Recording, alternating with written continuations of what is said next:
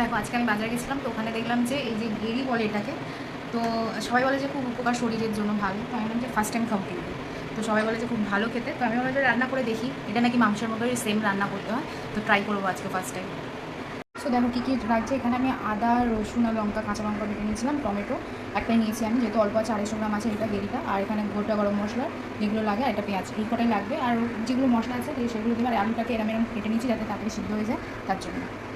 তো কড়াইতে আমি দেখো সর্ষের তেল দিয়ে দিচ্ছি, কিন্তু বেশি করে নেবো, আমি ফার্স্ট টাইম ট্রাই করছি, জানি না কেমন হবে।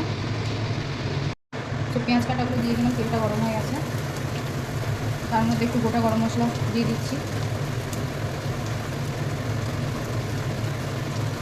এটাকে ভালো করে নেড়ে নেবো। এইগুলোকে দিয়ে ভালো করে নেড়ে নেবো, ঠিক আছে। এবার যে গেরিগুলো আছে এর মধ্যে দিয়ে দিলাম, একটু ভেজে নেবো হালকাভাবে। এগুলো এমনিতেই ছোটো ছোটো, আরও তেলে দিতে আরও ছোটো ছোটো হয়ে গেছে দেখুন।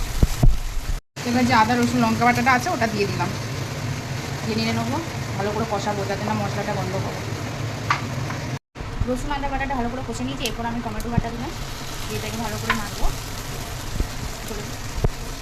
এবার একটু গুঁড়ো হলুদ দিয়ে দিলাম স্বাদ মতো, এবার একটু নুন দিয়ে স্বাদ মতো একটু নুন দিয়ে দেবো।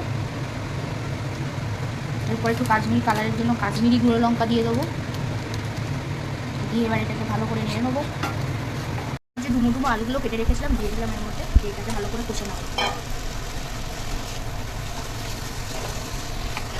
দেখো মশলাগুলো ভালো করে কষে নিয়েছি, এরপরে কষানো যাওয়ার পরে আমি জল দিলাম যাতে আলুগুলো একটু সিদ্ধ হয় ভালো করে। এটা কিন্তু লো ফ্লেমেই ফোটাবো। দেখো জলগুলো পুরো শুকিয়ে গেছে, এরপর আমি গরম মশলা দিয়ে দিচ্ছি, যেগুলো একটু দিয়ে দিলাম, এই হয়ে গেছে। এটা আমরা নিয়ে নেবো, নামিয়ে নেবো। আমরা এখন মাখা মাখাই করবো।